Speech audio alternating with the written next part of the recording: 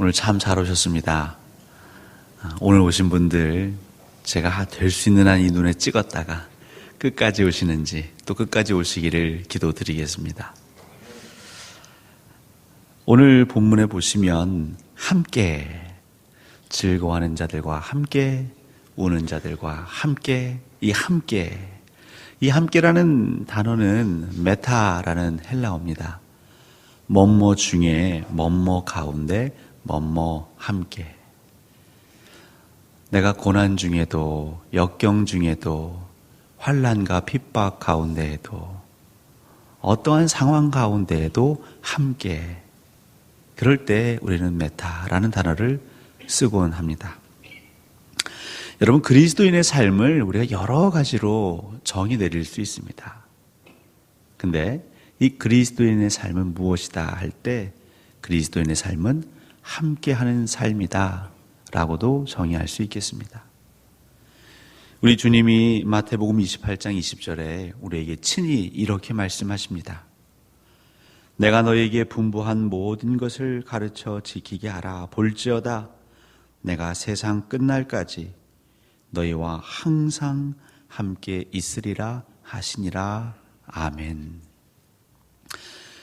예수 그리스도께서 아무리 그분이 하나님의 아들이시고 그 하나님의 권능을 그 기도함으로 이 땅에 이적으로 베푸셨지만 이 땅에 공생애를 사시면서 예수님께서는 한 번도 힘들지 않으셨을까요?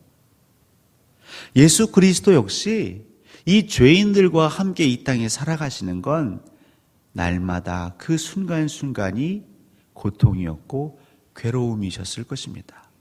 죄가 없으신 그분이 죄 가운데 있는 주의 백성들을 보는 것도 고통이셨을 것이고 말씀을 전하고 이적을 행하고 표적을 보임에도 그 완악한 이들이 변하지 않음도 예수 그리스도에게는 고통이요 때로는 참지 못하는 분노로 다가오셨을 것입니다.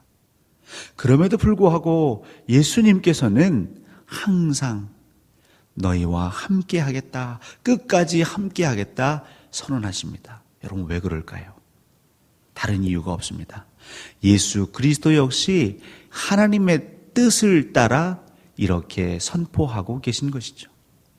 성령께서 하나님의 뜻을 따라 우리 성도들 곁에서 항상 간구함같이 예수 그리스도 역시 세상 끝날까지 저와 여러분 곁에 항상 함께 하시겠다고 말씀하십니다. 우리 입에 발린 소리가 아니라 성도는 다른 것을 따르는 것이 아니라 하나님의 뜻을 따라 살아야 할 것입니다. 여러분, 예수 그리스도도 하나님의 뜻을 따라 성령도 하나님의 뜻을 따라 내가 바라고 내가 원하고 내가 선호하는 그 곁에만 머무는 것이 아니라 그렇지 않다 하더라도 하나님이 원하시고 하나님이 바라시면 제가 그 곁을 지키겠습니다라고 힘들고 괴롭지만 선언하고 선포하는 삶. 그것이 그리스도인의 삶입니다. 제가 이 본문, 이 말씀이 설교문을 이렇게 타이핑하는 중에 뜬금없이 결혼이 생각나고 주례사가 생각이 났습니다. 요즘 결혼식을 가보면 한편으로는 웃음이 나기도 하고 즐겁기도 하고 흥이 절로 나기도 합니다. 근데 이것이 정말 결혼식인지 아니면 무슨 공연장에 왔는지 무도장에 왔는지 착각이 들 정도 말이죠.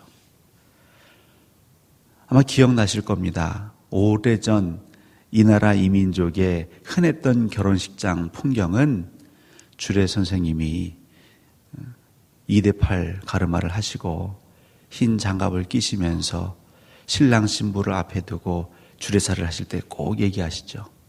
비가 오나 눈이 오나 바람이 부나 어떤 어려움, 힘든 고통이 있어도 검은 머리 팥불이 되도록 그렇게 오래오래 사시기를 바랍니다 라는 주례사. 저는 요즘 그 주례사가 그립습니다. 글쎄요, 그 주례사가 없어서일까요? 이 시대엔 참 많은 이들이 처음에는 함께 하겠다 약속하지만 그 약속을 지키지 않는 이들이 많고요. 그 중요한 결혼식에도 그 중요한 서약을, 언약을 안 하고 넘어가는 이들이 은근히 많이 있습니다. 저희가 어제 오후에 로마서 12장 1절과 2절의 말씀을 살폈지요. 그때 바울은 성령, 보혜사 성령의 마음으로 우리 성도들에게 권하는 것 중에 하나가 이 세대를 본받지 마십시오. 너무 유행 따라가지 마십시오. 여러분, 이 시대의 유행은 뭔지 아십니까? 이 시대의 젊은이들은요, 이 함께하는 삶, 거추장스럽다는 거죠. 내 몸, 이 하나 건사하기 힘든데 내가 누구를 책임지고 내가 그 사람과 불편한데 함께 시간 보내는 것도 내게는 낭비라 생각하는 사람들이 늘어가고 있습니다. 이런저런 이유로 최근에는 혼밥, 혼술이라는 그냥 단어가 매우 상용화되고 있습니다. 최근에는 아파트를 지을 때도 1인 가구를 위한 아파트가 나오고 있다고 합니다. 그리고 세상의 유행은요, 그렇게 혼자 혼밥 혼술하는 것이 마치 미디어는 굉장히 유행스럽게 살아가는, 유행에 민감한 삶을 살아가는 그런 트렌디한 삶이라고 이렇게 올려놓고 있습니다. 뿐이겠습니까? 하나님이 지으신 창조 섭리를 벗어난 그러한 만남, 그러한 관계 역시도 이 땅의 미디어는요, 아무렇지도 않게 포장하고 미화하고 있습니다. 이럴 때일수록 우리 그리스도인들은 정신을 바짝 차리면서 아무리 세상이 나를 구시대의 사람이라고 그렇게 놀려댄다 할지라도 우리의 숭고한 가치, 함께하는 삶에 대해서 우리는 늘 마음에 묵상해야 할 것입니다. 오늘 바울은, 하나님께서는 바울을 통해 뭐라 말씀하시냐면 즐거워하는 자와 함께 즐거워하고 우는 자들과 함께 울라. 말 그대로입니다. 특별히 이것을 우리는 너무나 영적으로 해석할 필요는 없습니다. 성경은 때로는 굉장히 우리 삶에 밀접한 것을 언급할 때도 있죠.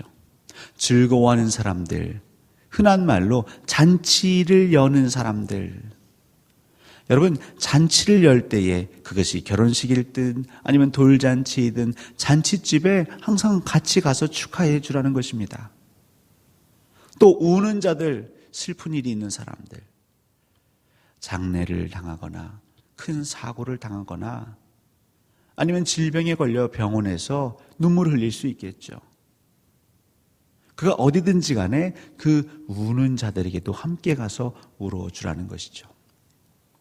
여기까지는 어느 누구도 부인하거나 부정하지 않으실 것입니다. 그렇게 살아야죠. 그런데 저와 여러분의 삶을 한번 솔직하게 그 내부를 펼쳐보면 우리에게 익숙한 문화가 있습니다. 무슨 문화냐면요, 품앗이 문화죠. 우리 그리스도인이지만 우리는 하나님의 말씀을 따르기보다는 정말 세상, 이 세대를 본받고 우리 안에 젖어든 문화를 따라 살 때가 너무나 많습니다. 어떤 경조사가 발생하면 우리는 본능적으로 떠올립니다. 우리의 과거의 기억을 끄집어냅니다. 뭘 생각하죠? 저 사람이 나의 애경사에 와 주었는가? 오지 않았는가? 여러분, 즐거워하는 자와 함께 즐거워하고 우는 자와 함께 우는 삶, 아무런 조건 없이 그와 함께하는 삶은 성령 하나님의 감동하심이 없으면 우리가 살아낼 수가 없습니다. 우리 초대교회의 공동체, 함께하는 삶이 무엇인지를 보여주는 공동체의 내용이 사도행전 2장이 나오지요. 성령 강림 사건 이후에 그 예수 그리스도를 믿는 자들이 함께 모여 살아갑니다. 그때 어떤 일이 벌어지죠? 소유가 많은 자들이 그 소유를 팔아서 그 사도들의 앞에 가져다 놓으면 그 필요에 따라 서로 나누었습니다. 그러면서 날마다 마음을 같이하여 성전에 모이기를 힘쓰고 집에서 떡을 떼며 기쁨과 순전한 마음으로 음식을 먹고 하나님을 찬미하며 또 온 백성에게 칭송을 받으니 주께서 구원받은 사람을 날마다 더하게 하시니라. 하나님의 사랑을 전하는 방법은 정말 여러 가지가 있습니다. 근데 정말 일석이조의 전도 방법이 뭔지 아십니까? 그것은 하나님의 말씀대로 함께하는 삶을 살면 저희가 전도하려 하지 않아도 하나님을 믿는 자들이 날마다 전해지게 됩니다. 저와 여러분들이 왜 이 땅에 존재하는지를 잊지 마십시오. 왜 하나님께서 먼저 여러분들에게 예수 그리스도를 알게 하셨는지 반드시 기억하셔야 합니다. 왜 하나님이 우리로 하여금 예배케 하셨는지를 아셔야 합니다. 교회는 하나님의 부르심을 받은 자들의 모임, 공동체라고 하죠. 왜 하나님이 여러분들을 부르셨을까요? 여러분들에게만 복 주시려고 하나님 우리를 부르셨습니까? 왜 하나님이 아브라함을 부르셨습니까? 그냥 아브라함 그 개인만 이뻐서 부르셨습니까? 왜 하나님이 이스라엘 백성들에게 복을 주셨습니까? 그들을 통해서 약한 자를, 아무것도 가진 게 없는 자를 하나님이 함께 하시면 그들이 복의 통로가 될 수 있음을 만방에 알게 하시고 주를 알지 못하는 이방 민족들이 주께 돌아오게 하시기 위해서 아브라함을, 이스라엘 백성들을, 또 저와 여러분들을 미리 선택하신 것이죠. 그래서 저희들은 그 거룩한 부담감이 있어야 합니다. 하나님, 저를 먼저 부르셨기에 제가 주 예수 그리스도를 전하는 통로가 되겠습니다. 우리 교회가 주 예수 그리스도를 자랑하고 전하는 그 전초 기지가 되겠습니다. 근데 이것을 할 수 있는 굉장히 유익하면서도 아주 훌륭한 방법은 어떠한 상황, 형편 고려하지 아니하고 함께 하는 삶입니다. 그래서 저희들은요, 이 부분을 정말 솔직하게 고백해야 하는 것이죠. 이전에 있던 교회에서 이제 제가 교구 목사하면서 다른 때는 제가 천주교 성당에 꿀리는 적이 없습니다. 왜냐하면 여러분 기독교만큼 정말 이웃을 위해 지역사회를 위해서 말없이 말씀대로 정말 오른손이 하는 일을 왼손이 모르게 구제하는 그러한 종교단체는 교회밖에 없습니다. 천주교가 많이 한다고 하지만 우리 기독교에 하는 거에 비하면 비교할 수가 없습니다. 제가 예전에 어떤 그 나라에서 일하는 이 보건복지부 관련돼서 일하는 분의 이야기를 전해드린 바가 있는데요. 예수 그리스도를 믿지 않는 공무원들도 그 부분은 인정한다고 합니다. 이 복지를 얘기하고 있는 이 나라에서도 교회가 그 사각지대에 있는 이들 혹은 도움이 필요한 이들의 손길을 끊으면 참으로 어려워질 거라는 걸 그들도 몇몇은 시인하고 있답니다. 그래서 저는 늘 교회가 좋습니다. 교회가 희망이라고 저는 믿습니다. 그런데 가끔 속상할 때가 있는 거죠. 왜냐하면 교회를 사랑하기 때문에. 그럼 언제냐? 다른 때가 아닙니다. 이 장례가 났을 때. 예전에는 한 달에 한 번꼴로 저희 교구에 장례가 납니다. 근데 어떤 장례는 근심 걱정이 하나도 없는데 어떤 장례는요, 그냥 연락을 받는 순간 염려가 가득합니다. 벌써 눈치채셨죠? 이 고인이 혹은 그 유족이 다른 교인들의 애경사를 열심히 찾아갔던 그런 분들의 장례는 걱정할 게 없습니다. 그냥 공식적인 석상에서 광고하면요, 35인승 버스가 차고 넘칩니다. 승합차 2대까지 가고도 남습니다. 어떻게 이분들을 더 모셔가야 할까 그 염려를 해야 합니다. 근데 반대로 무슨 사정이 있으셨는지는 모르겠지만 교인들의 애경사를 돌보지 않는 이들도 결국 하나님의 나라에 가지요. 아니면 그 유족들. 근데 승합차 한 대 채우기가 어렵습니다. 교회에 전화 와서 목사님 기독교식 장례를 저희는 치르고 싶습니다. 그리고 우리 교회가 집례해 주면 좋을 것 같습니다. 그렇게 좀 해 주십시오. 근데 마다할 수 없죠. 그래서 이해했는데요. 교인들을 데리고 가고 싶은데 아무도 선뜻 나서질 않습니다. 솔직하게 말하고 싶지만 그럼 창피하는지 이런 점 핑계를 대지요. 아유, 가고 싶은데. 근데 들어서 아시겠지만요, 성당은 딱 그 경조부가 탄탄하다고 하지요. 생면부지의 고인 혹은 그 유족을 전혀 알지도 못합니다. 하지만 그 경조부원들은 3일 내내 아침부터 저녁까지 그 식장을 지킵니다. 왜요? 교황의 명령이니까요. 그 조직을 그 천주교가 인정했고 조직했기 때문에 내가 그 유족들, 그 고인들을 모릅니다. 그런데도 그들은 하나님의 뜻인지 아니면 교황의 뜻인지 무엇에 순종하는지 모르겠지만 그렇게 3일 동안 순종합니다. 그리고 나서 저희들은 장례를 다 잘 치렀다고 하는데 항상 들리는 얘기가 있습니다. 성당에서는 3일 내내 그렇게 와서 그 식사도 돕고 그 유족들도 위로하는데 교회는 꼴랑 몇 명 와서 잠깐 왔다 가더라. 그런 얘기를 들을 때마다 너무나 마음이 아픈 거죠. 우리는 하나님의 뜻을 따라 살아가는 사람들인데 언제서부턴가 그 세상을 본받아서 내 애경사에 온 사람에게는 가고 그렇지 않은 사람에게는 가지 않아도 아무렇지도 않은, 근데 예수 그리스도는 나는 세상 끝날까지 무슨 일이 있어도, 심지어는 주를 믿는 백성들이, 주의 성도들이 실족하고 넘어져서 하나님을 바라지 않고 예수 그리스도를 등지려고 하는 그 순간까지도 나는 너희들 곁에 끝까지 항상 함께 하겠다 약속하시는데, 그리고 저희들의 별명은 그리스도인 아닙니까? 그리스도를 따라가는 사람들. 근데 저희들은요, 조건적으로 움직이는 거죠. 또 한 가지가 있습니다. 사실 마음은 애경사에 쫓아가고 싶지요. 경조사에 쫓아가고 싶습니다. 근데 요즘 이 경조사 부담이 됐죠. 언제서부턴가 빈손으로 못 가게 됩니다. 근데 관계들이 많다 보니까요, 이 애경사만 쫓아다녀도 한 달에 그 수십만 원이 지출이 된답니다. 살아야 하니까 부담이 되는 거죠. 사랑하는 성도 여러분, 사도행전 3장에 보시면 베드로와 요한이 그 기도하러 성전에 올라갑니다.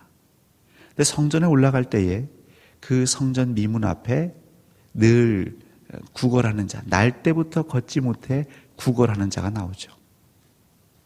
그래서 그는 항상 누군가를 바라보며 내게 뭐 좀 줄 것 없나 이렇게 바라봅니다. 그런 그를 바라보며 베드로가 이렇게 얘기하죠. 내겐 은과 금은 없거니와 주 예수 그리스도의 이름으로 일어나 걸으라. 사랑하는 성도 여러분, 하나님은 저희들에게 사실 은도 금도 안 주신 자들이 많죠. 근데 모든 믿는 자에게 공이 주신 것이 있는데 그건 예수 그리스도의 이름입니다.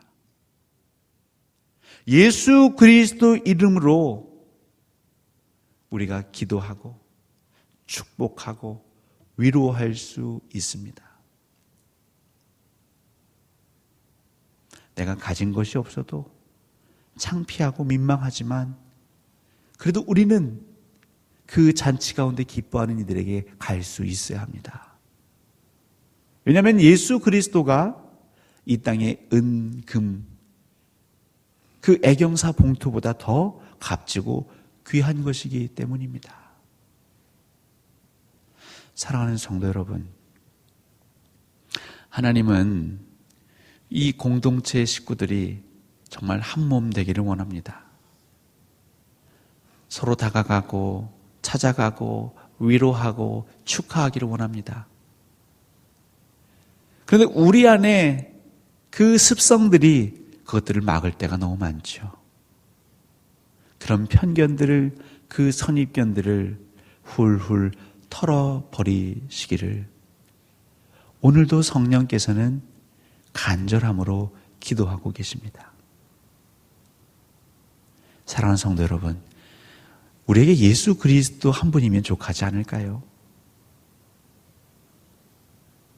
예수 그리스도 한 분만으로 정말 내 마음이 가득 채워지는 여러분 그 경험을 이 한 주간 하셨으면 좋겠습니다. 정말로 외양간에 송아지가 없어도, 논밭에 소출이 없어도, 지금 당장, 아니 한 달 뒤에 먹을 것이 없어도 그래도 하나님 감사합니다. 예수 그리스도의 이름을 주시고 그 자녀된 권세를 주시니 감사합니다. 그 은혜를 누리는 자만이 사실 즐거워하는 자와 우는 자와 함께 할 수 있습니다. 내가 가진 것이 있든 없든, 누군가 나의 슬픔, 나의 기쁨 함께 해 주었든 그렇지 않았든 우리는 끝까지 변함없이 한결같은 삶을 살 수 있는 것이죠. 그리스도인의 삶은 함께하는 삶입니다.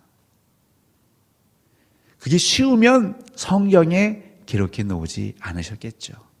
어렵습니다.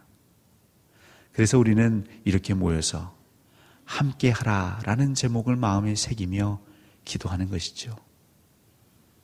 사랑하는 성도 여러분, 자신 없으십니까? 솔직히 하나님께 아뢰십시오.